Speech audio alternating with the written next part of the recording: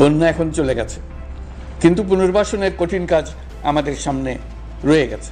সকলের সহযোগিতায় আমরা পুনর্বাসনের কাজটি সফলভাবে সমাধান করতে চাই। আইন শৃঙ্খলা পরিস্থিতির উন্নতির জন্য আমরা দিনরাত পরিশ্রম করে যাচ্ছি।